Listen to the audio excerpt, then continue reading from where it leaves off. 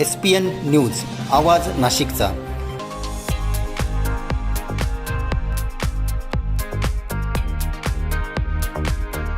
नमस्कार, मी शशिकांत निर्मळ। आपण पाहतात SPN न्यूज नाशिक आवाज नाशिकचा। संपूर्ण स्थानिक स्वराज्य संस्थांचा हा बिगुल महाराष्ट्रासह संपूर्ण देशात गाजत आहे। त्याचे एकमेव कारण म्हणजे महाराष्ट्रामध्ये स्थानिक स्वराज्य संस्थांच्या निवडणुका होणार आहे आणि त्यातली त्यात नाशिक महापालिका ज्या ठिकाणी सिंहस्थ कुंभमेळा हा पुढच्या वर्षी होणार आहे, त्याच अनुषंगाने ही होणारी निवडणूक ही मनपा निवडणूक महत्त्वाची समजली जाते। याच अनुषंगाने आपण आज नाशिकच्या गंगापूर रोड परिसरात आहोत। या ठिकाणी प्रभाग क्रमांक 8 हा अधिक चर्चेचा विषय हा मागच्या वर्षी राहिला होता, कारण एकमेव अशी व्यक्ती ज्या व्यक्तीने संपूर्ण पॅनलचा पॅनल हा निवडून आणला आणि चारही उमेदवारांना त्यांनी नगरसेवक पदाचा मान मिळवून दिला। या व्यक्तीची ख्याती ही संपूर्ण महाराष्ट्रात प्रचलित आहे।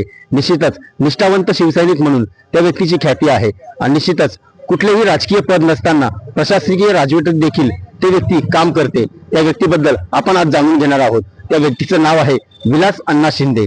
विलास अण्णा शिंदे हे की गंगापूर रोड परिसरातील सोमेश्वर भागात राहणारे व्यक्तिमत्व आहे। बघितलं असेल आपण की गेल्या अनेक वर्षांपासून शिवसेना शिंदे गटासोबत ते काम करत आहेत आणि निश्चितच खिच के ताण धनुष्यबाण अशीच त्यांची प्रतिमा सर्वदूर पसरली आहे। आपण त्यांच्याशी चर्चा करणार आहोत। आगामी महापालिका निवडणुकीत त्यांची भूमिका काय असणार आहे आणि कशा प्रकारे कुठल्या मुद्द्यावर ते या मनपा निवडणुकीत सामोरे जाणार आहे। तोपर्यंत पाहत राहा SPN न्यूज नाशिक आवाज नाशिकचा। आता आपण आहोत विलास अण्णा शिंदे, जे की शिंदे गटाचे संपर्क प्रमुख आहेत। आपण त्यांच्याशी चर्चा करणार आहोत की आगामी मनपा निवडणुकीत ते कुठल्या मुद्द्यावर निवडणुकीला सामोरे जाणार आहे आणि महायुती जी की महाराष्ट्रात आहे ती नाशकात होईल का, की स्वबळावर सर्व जो तो पक्ष आपली निवडणूक लढविणार आहे आणि त्या निवडणुकीला सामोरे जाणार आहे। परंतु सर्वात महत्त्वाचा मुद्दा अण्णा, या ठिकाणी आपलं स्वागत आहे SPN न्यूज नाशिक मध्ये। नमस्कार। सर्वात महत्त्वाचा मुद्दा, नाशिक मध्ये सध्या एक वातावरण तापलेलं आहे तपोवनात जी की 1700 झाडांची जी कटिंग होणार आहे त्याबद्दल माननीय उपमुख्यमंत्री शिंदे साहेबांनी देखील विरोध दर्शविला आहे। तर आपण काय बोलाल याबद्दल, काय सांगाल? नक्कीच नाशिकमध्ये सिंहस्थ होतोय हे नाशिककरांचं खऱ्या अर्थानं वैभव आहे। प्रभू रामचंद्राच्या पदस्पर्शाने पावन झालेली ही भूमी आहे आणि आपण बघितलं तर ह्या भूमीमध्ये गेल्या कित्येक वर्षापासून आम्हाला आठवत नाही, सांगता येणार नाही, तेव्हापासून हा सिंहस्थ कुंभमेळा या ठिकाणी भरतो आहे आणि त्याच्या माध्यमातून या शहराला एक वैभव प्राप्त झालेला आहे। या शहराची ओळख देशात नव्हे तर विदेशात सुद्धा जगाच्या पाठीवरती नाशिक शहराची ओळख आहे। आणि मग असं असताना सिंहस्थ कुंभमेळा हा झाला पाहिजे आणि तो मोठ्या उत्साहात साधू संत या ठिकाणी येतात दरवर्षी, दर 12 वर्षांनी, आणि त्याच्यामुळे ही नगरी ही सिंहस्थ संपल्यानंतर पुढच्या 12 वर्षाची वाट बघत असते। त्याच्या माध्यमातून केंद्र शासन असेल, राज्य शासन असेल यांच्या माध्यमातून निधी सुद्धा येतो आणि त्या निधीच्या माध्यमातून या शहराच्या विकासाच्या अनेक कामं त्या ठिकाणी होतात। म्हणून या शहराला एक वेगळं वैभव सिंहस्थ कुंभमेळ्याच्या माध्यमातून दर 12 वर्षांनी आपल्याला अनुभवायला मिळतं। अशा स्थितीमध्ये आता जी काही परिस्थिती निर्माण झालेली आहे ती परिस्थिती खऱ्या अर्थानं ती नाशिककरांना कोणालाही निपटणारी आहे। राजकारणाच्या पलीकडे जाऊन जर आपण बघितलं, विचार केला तर खऱ्या अर्थानं जे काही वृक्ष आहे, या शहराला जे काही तापमान आहे, वातावरण आहे, एक प्लेजंट वातावरण आहे, त्याच्यामध्ये खास करून हे शहर एक हरित शहर म्हणून याच्याकडे बघितलं जातं। ही यंत्रभूमी आहे, ही मंत्रभूमी आहे, ही तांत्रिक भूमी आहे आणि या संपूर्ण भागाला एक मोठी ग्रीनरी आहे आणि म्हणून याचं वातावरण सुद्धा नेहमी आपल्याला थंड मिळतं। तसं पूर्वी हे नाशिक शहर थंड हवेचं ठिकाण सुद्धा म्हणून त्या ठिकाणी ओळखलं जायचं। मग अशा परिस्थितीमध्ये सिंहासाच्या नावाखाली जर वृक्षाची कत्तल होत असेल आणि तब्बल 1800 वृक्ष जर या माध्यमातून काढत असेल आणि नाव सिंहस्थाचं करून जर पुढचे काही जे काही वेगळी धोरणं आहेत त्या धोरणाच्या जर साध्य करायचं असेल तर मला वाटतं हा प्रत्येक नाशिककरांना अवघड प्रश्न झालेला आहे, न पटणारा प्रश्न झालेला आहे आणि त्याच्यामुळे जनतेला काय अपेक्षित आहे, नाशिककर जनतेला काय अपेक्षित आहे, त्या पद्धतीने जर खऱ्या अर्थाने विकास झाला तर नक्कीच नाशिककरांना सुद्धा त्याचा आनंद होईल। आणि राहिला प्रश्न महानगरपालिका निवडणूक, तुम्ही कुठल्या मुद्द्यावर महायुती सोबत जाणार की स्वबळावर लढणार, याबद्दल तुमच्या पक्षश्रेष्ठींनी काय विचार केलेला आहे, काय सांगता येईल? खरं तर आता आपण बघितलं तर देशामध्ये एनडीएचं सरकार आहे, राज्यामध्ये महायुतीचं सरकार आहे आणि माननीय शिवसेनेचे मुख्य नेते सन्माननीय विद्यमान उपमुख्यमंत्री आणि माजी मुख्यमंत्री एकनाथजी शिंदे साहेब यांच्या नेतृत्वाखाली महायुतीच्या विधानसभेच्या निवडणुका पार पडल्या आणि आजपर्यंतच्या इतिहासामध्ये त्याची नोंद होईल की एवढ्या मोठ्या संख्येने एवढे महायुतीचे आमदार त्या ठिकाणी निवडून आले. याच्या मागचं कारण असं की सन्माननीय एकनाथ शिंदे साहेबांनी मुख्यमंत्री असताना जे काही कामं केले, मग शेतकऱ्यांचे असतील, कष्टकऱ्यांचे असतील, कामगारांचे असतील, व्यावसायिकांचे असतील, तुम्हाला सांगतो युवकांचे असतील, शिक्षणाच्या बाबतीत असतील, बेरोजगारीच्या बाबतीत असतील, त्यांनी प्रचंड असे निर्णय त्या ठिकाणी शासनाच्या माध्यमातून घेतले आणि त्याचाच फायदा महायुतीला होऊन संपूर्ण महाराष्ट्रातील जनता ही महायुतीच्या मागे त्या ठिकाणी उभी राहिली आणि प्रचंड असं बहुमत त्या ठिकाणी महायुतीला प्राप्त झालं. परंतु हा झाला एक भाग.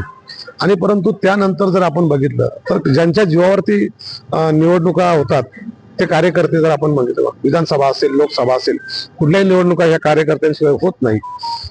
आणि मग आता कार्यकर्त्यांच्या निवडणुका जर कार्यकर्ते जर निवडणुकीला सामोरे जात असतील, मग नगरपालिका असेल, महानगरपालिका असेल, पंचायत समिती असेल, जिल्हा परिषद असेल, ग्रामपंचायत असेल, हेच कार्यकर्ते मोठ्या निवडणुकांमध्ये सक्रिय काम करताना आपल्याला दिसतात.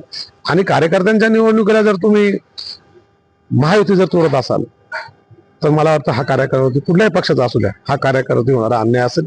परंतु त्याही पलीकडे जाऊन एक शिवसैनिक जर म्हणून जर मला तुम्ही विचाराल तर शिवसैनिकाला निवडणुका ह्या नवीन नाही आणि मी एक शिवसैनिक आहे. वंदनीय शिवसेना प्रमुख श्रीमान बाळासाहेब ठाकरे यांच्या तालमीत त्यांच्या जे काही विचारधारा आहे, 80% समाजकारण आणि 20% राजकारण, या विचारधारेवर चालणारा मी कार्यकर्ता आहे. त्याच्यामुळे आम्हाला कुठल्या निवडणुका या नवीन नाही आणि त्यामुळे निवडणुकीला कसं सामोरं जायचं, आम्हाला आमचं काम जे आहे, आमचं काम बोलतं. आणि आमचा जो वोटर आहे, आमचा जो मतदार आहे, तो मतदार सुज्ञ आहे.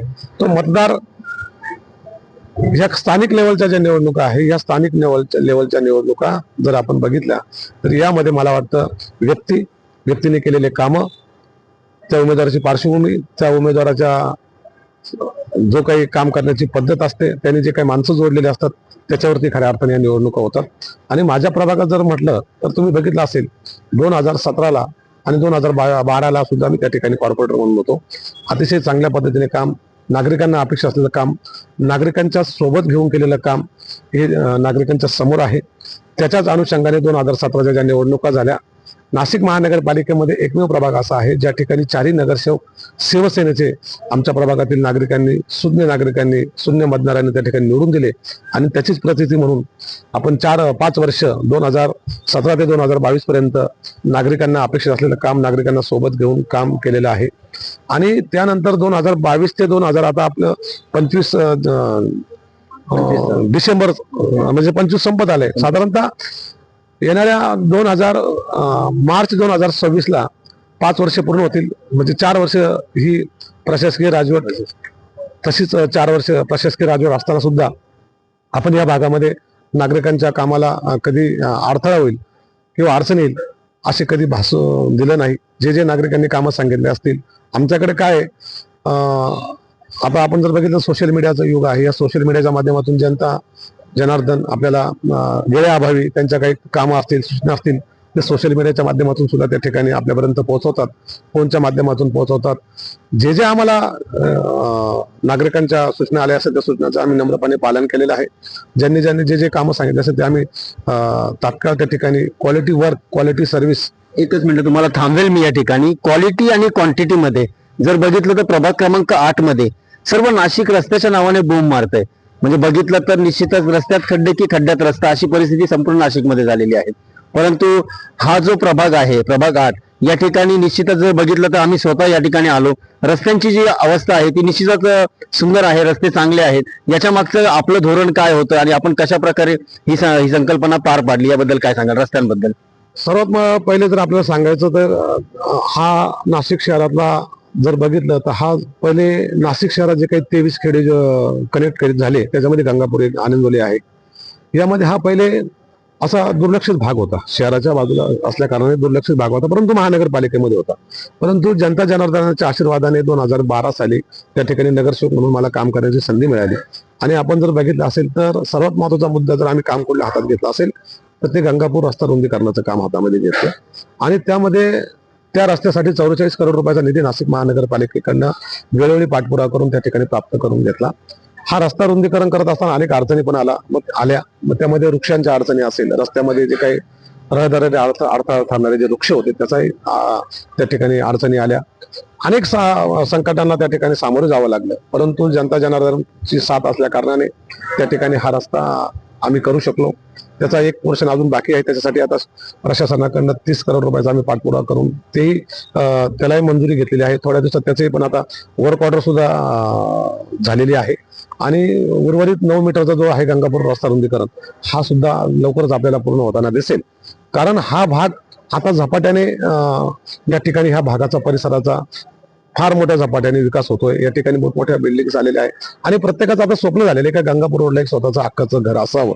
याचं कारण इथं असलेलं वातावरण, इथं असलेली शांतता. आणि जर आपण बघितलं असेल तर नगरसेवक किंवा लोकप्रतिनिधी या नात्याने नुसतं गटर वॉटर मीटर याच्या पलीकडे जाऊन सुद्धा आम्ही काम करणारे कार्यकर्ते आहोत. आमच्या नागरिकांचा सन्मान ठेवून, नागरिकांच्या सूचनांचा सन्मान ठेवून इथं काम करणारे आम्ही कार्यकर्ते आहोत. आणि म्हणून आपण जर बघितलं असेल तर आता सध्याची परिस्थिती आता तरी फार चांगली आहे, परंतु पूर्वी या ठिकाणी या संपूर्ण शहरामध्ये एक कायदा सुव्यवस्थेचा प्रश्न निर्माण झाला होता. परंतु आमच्या प्रभागामध्ये चारही एका विचाराचे लोकप्रतिनिधी असल्या कारणाने या ठिकाणी आम्ही त्याही पलीकडे जाऊन शांतता सुव्यवस्था कशी अबाधित राहील यासाठी प्रयत्न केले. म्हणून आमच्या प्रभागामध्ये मला अभिमानाने सांगावं वाटतं की 0% क्राईम या ठिकाणी क्राईम रेट आहे. आणि याचं कारण इथले असलेले तत्पर असलेले नागरिक, इथं नागरिकांचा लोकप्रतिनिधीचा तात्काळ त्या ठिकाणी असलेला संपर्क आणि नागरिकांच्या सूचनांचा जे काही सूचना येतात.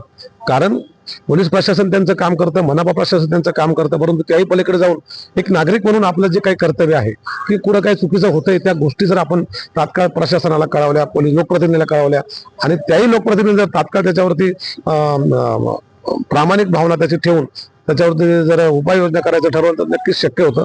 म्हणून इथं लोकप्रतिनिधी आणि नागरिकांचा समेट असल्या कारणाने या ठिकाणी हा प्रभाग हा 0 क्राईम आहे. राहिला विषय रस्त्यांच्या बाबतीमध्ये सांगायचं झालं तर वाढती लोकसंख्या असल्या कारणाने हा प्रभागामध्ये झपाट्याने विकास होतोय. मोठमोठ्या टावर, नाशिक शहरात तुम्हाला कुठे एवढे टावर मिळणार नाही बघायला, पण आमच्या गंगापूर आमच्या प्रभागामध्ये सर्वात जास्त हायराईज टावर या ठिकाणी झालेले आहेत.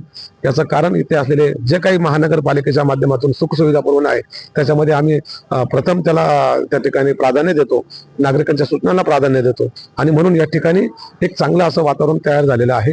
आणि भविष्यामध्ये जे काही आता उर्वरित काम आहे प्रशासकीय राजवट असल्या कारणाने त्या ठिकाणी आम्ही ते करू शकलो नाही काही मोठे कामं रस्त्यांचे. किंवा आता ह्या रस्त्याला इतके ट्रॅफिक होते, त्याला पॅरलल रोड म्हणून त्याला व्हिजन पण लोकप्रतिनिधी असायला पाहिजे.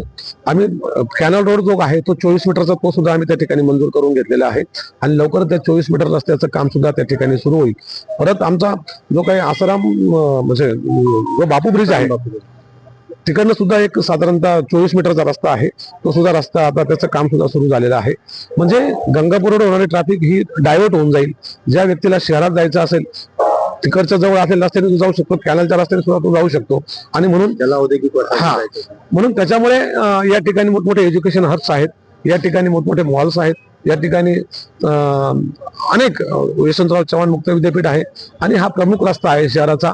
नाशिक शहरातील बाजूला साधारणतः 100 खेड्यांना जोडणारा हा रस्ता आहे. त्याच्यामुळे याची नक्कीच येणाऱ्या काळामध्ये हे काही जर रस्ते पूर्ण आम्ही करून घेणारच आहोत आणि ही होणारी ट्रॅफिक ही सुद्धा डायव्हर्ट होऊन जाईल. यामध्ये पाण्याचे प्रश्न होते, पाण्यासाठी आम्ही त्या ठिकाणी आता नवीनच जलकुंभची मागणी त्यावेळेस केली होती, आता तो पूर्ण झालेला आहे. लवकरच त्याचंही लोकार्पण या ठिकाणी आम्ही करतो आहोत, जेणेकरून पाण्याचा प्रश्न हा भविष्यामध्ये भेडसावणार नाही. पूर्वीची असलेली लोकसंख्या आणि त्या लोकसंख्येला अनुसरून लागणारं पाणी त्याच्यामुळे थोडंसं मध्ये काही प्रॉब्लेम येत असतात. परंतु आता ह्या टाकीचं जी बळवंत नगरला आम्ही जे काही जलकुंभ झालेला आहे त्याच्यामुळे ह्या भागामध्ये परत पाण्याच्या समस्या भविष्यात येणार नाही. परत नव्याने एक आम्ही गंगापूर भागामध्ये सुद्धा जलकुंभाची मागणी केलेली आहे, तोही सुद्धा लवकरात लवकर मंजूर होऊन त्या कामाला आम्ही गती देणार आहोत. आणि जे जे शक्य आहे रस्ते, स्ट्रीट लाईट, पाणी तुम्हाला सांगू. या पलीकडे जाऊन माननीय एकनाथ शिंदे साहेबांनी ज्यावेळेस मुख्यमंत्री होते त्यांनी खूप चांगली संकल्पना आणली, लाडकी बहीण योजना. आणि महिलांसाठी 50% एसटी दरामध्ये त्यांनी जे एसटीचं तिकीट आहे त्यामध्ये त्यांनी सवलत दिली. तर यामुळे खरं त्यांना तो फायदा झाला महायुतीला असं म्हणता येईल का? आपण काय सांगाल? नक्कीच एकनाथ शिंदे साहेब हे नेहमीच सांगतात ते सर्वसामान्य कुटुंबातून आलेले व्यक्तिमत्व आहे. आणि आम्ही सुद्धा सर्वसामान्य कुटुंबातून आलेलो आहे. आम्हाला कुठलाही राजकीय वारसा नाही, परंतु चांगले काम करण्याची जर जिद्द असेल आणि भावना जर चांगल्या असतील तर नक्कीच जनता जनार्दन आपल्याला आपल्या पाठीशी असते. त्याचाच भाग म्हणून एकनाथ शिंदे साहेबांनी ज्या काही योजना आणलेल्या आहेत या सर्वसामान्यापासून तर मोठ्यापर्यंत त्यांना जे जे अपेक्षित आहे असे अनेक निर्णय एकनाथ शिंदे साहेबांनी मंत्रिमंडळामध्ये त्यांच्या मुख्यमंत्री पदाच्या कारकिर्दीमध्ये घेतलेले आहे. त्यांचा फायदा संपूर्ण आमच्या लाडक्या बहिणीला झालेला आहे, लाडक्या सूनबाईला झालेला आहे, आता लाडक्या महायुतीला सुद्धा झालेला आहे. महायुतीत त्याचाच फायदा होऊन लाडक्या महायुतीचा आजपर्यंतचं रेकॉर्ड ब्रेक एवढं असं बहुमत त्या ठिकाणी लाडक्या या युती सरकारला मिळालेलं आहे. आणि प्रत्येक आमदार, आता कोणी काही म्हणू द्या, परंतु प्रत्येक आमदार हा त्या कामाच्या पावतीवर माननीय देवेंद्रजी फडणवीस साहेब असतील, माननीय एकनाथजी शिंदे साहेब असतील आणि माननीय अजितदादा पवार असतील यांच्या संगनमताने जे काही निर्णय झाले त्या निर्णयाचा फायदा हा संपूर्ण महाराष्ट्रातील जनतेला झाला. आणि त्याच्यामुळे प्रत्येक जनतेला, प्रत्येक घटकाला झालेला आहे. आणि त्याच्यामुळे एवढं प्रचंड असं बहुमताने हे सरकार त्या ठिकाणी आलेलं आहे. आणि म्हणून आपण चांगलं काम केलं तर जनता जनार्दन सुज्ञ असतं, ते बघत असतात. आणि त्याच्यामुळे आपण स्वतः काय करतोय, आपण काही मिरवण्याची दाखवण्याची गरज नाही. जनता जनार्दन हे सगळं तुम्हाला सहज मिळेल, पण मतदान करताना नागरिक मतदार करताना त्या ठिकाणी मतदार हा सगळ्या गोष्टी बघूनच त्या ठिकाणी मतदान करतो. त्याच्यामुळे चमकोगिरीला काही थारा चालत नाही आजकाल. निश्चितच चमकोगिरीला थारा चालणार नाही, परंतु जशी परिस्थिती महाराष्ट्र राज्यात निर्माण झाली, त्रिशंकू सरकार जे बसल्या गेलं, तसे जर नाशिक मनपा निवडणुकीत जर सर्व महायुती वेगवेगळी लढली तर या ठिकाणी पुढे भविष्यात वाटतं की त्रिशंकू महापालिकेत सत्ता स्थापन होऊ शकते. याबद्दल काय सांगाल? एकनाथ शिंदे साहेबांनी जे काम केलेलं आहे, प्रत्येकाला वाटतं की मी मागा म्हटल्याप्रमाणे केंद्रात राज्यात महायुती सरकार आहे आणि जर स्थानिक लेवलला, स्थानिक स्वराज्य संस्थांमध्ये जर महायुती झाली तर नक्कीच त्याचा फायदा महायुतीला होईल. परंतु त्याही पलीकडे हा निर्णय आता वरिष्ठांचा आहे. वरिष्ठ जो निर्णय घेतील त्या आदेशाचे पालन करणारा मी शिवसैनिक आहे. आणि आमची शिवसेना म्हणून जर आपण विचाराल तर नाशिक मध्ये यापूर्वी सुद्धा शिवसेनेचे 2017 साली 35 नगरसेवक हे शिवसेनेच्या धनुष्यबाणावर निवडून आलेले आहे. साधारणतः 20 नगरसेवक असे उमेदवार की त्या ठिकाणी 100 ते 150 मताच्या फरकाने त्या ठिकाणी पराभूत झालेले आहे. आणि 50 जे काही 40 उमेदवार जे आहे, 40-42 की ते 2 नंबरचे मतं घेऊन त्या ठिकाणी पराभूत झालेले आहे. परंतु त्याही पलीकडे जाऊन त्यावेळेस जो काही आमचा एबी फॉर्मचा जो घोळ झाला होता, आले का लक्षात, अनेक उमेदवार आमचे एबी फॉर्मच्या नसताना सुद्धा लढलेले. आणि जर एबी फॉर्म जर सगळ्यांना वेळेत मिळाले असते तर आज नाशिक महानगरपालिकेचं त्यावेळेचं चित्र वेगळं असतं. हा शहर हे नाशिक शहरातील नागरिक हे शिवसेनेला मानणारा नागरिक आहे, शिवसेनेच्या विचारधारेला मानणारा नागरिक आहे. म्हणून शिवसेना ही सातत्याने जनतेच्या विकासाचे कामं करत असते. आणि आम्ही स्वतंत्र जरी लढलो तर आमची संपूर्ण तयारी झालेली आहे. आणि याचीच प्रचिती म्हणून एकनाथ शिंदे साहेबांच्या नेतृत्वाखाली येणाऱ्या निवडणुकीमध्ये आपल्याला लाडकी बहीण असेल, लाडका भाऊ असेल आणि लाडके नाशिककर असतील, हे एकनाथ शिंदेच्या धनुष्यबाणाला निवडून दिल्याशिवाय राहणार नाही. आणि महापालिकेवर कुठल्याही परिस्थितीमध्ये शिवसेनेचा भगवा फडकल्याशिवाय राहणार नाही. आणि येणाऱ्या काळात शिवसेनेचा भगवा फडकेल हे चित्र नाशिककरांच्या माध्यमातून आपल्याला दिसतंय. आपण जनतेत राहणारे लोक आहोत, नागरिकांच्या भावना जाणणारे लोक आहोत आणि हवेत येणारे नाही, निवडून येणारे. आलं का लक्षात? स्वकर्तृत्वावर निवडून येणारे आम्ही सगळे कार्यकर्ते आहोत. आम्हाला कुठली राजकीय पार्श्वभूमी नाही. आम्हाला माहिती आहे आमचं काम केलं तरच नागरिक आमच्या पाठीशी उभं राहणार आहेत. म्हणून नागरिकांच्या आणि आमच्या कामावरती आम्हाला विश्वास आहे. नागरिकांचं जे काही आशीर्वाद आहे ते सुद्धा आमच्या पाठीशी राहतील. येणाऱ्या काळात आपल्याला हे चित्र दिसेल. निश्चितच पूर्वापार चालत आलेली घोषणा आहे, सामान्य कार्यकर्त्याची, सामान्य शिवसैनिकाची जी घोषणा आहे, खिचकेतान धनुष्यबाण, अशीच परिस्थिती तुम्ही ज्यावेळी निर्माण केली होती 2017ला. ज्या व्यक्तीला कोणी ओळखत नाही त्या व्यक्तीला नगरसेवक पद मिळवून दिलं. असं व्यक्तिमत्व विलास अण्णा शिंदे. आपण आज एसपीएन न्यूज नाशिक सोबत चर्चा केली. खूप खूप आभारी आहोत आपले धन्यवाद. धन्यवाद अण्णा. धन्यवाद. नमस्कार. आपण पाहत होता एसपीएन न्यूज नाशिक, आवाज नाशिकचा. कॅमेरामन सोहेल खानसह मी शशिकांत निर्मळ. धन्यवाद. सर्व जनतेपर्यंत आमच्या बातम्या पोहोचवण्यासाठी आम्ही हे एक माध्यम चालू केलं आहे. त्याचं नाव आहे एसपीएन न्यूज आवाज नाशिकचा. आमच्या या चॅनलला आजच सबस्क्राईब करा आणि बेल आयकॉन प्रेस करा. धन्यवाद.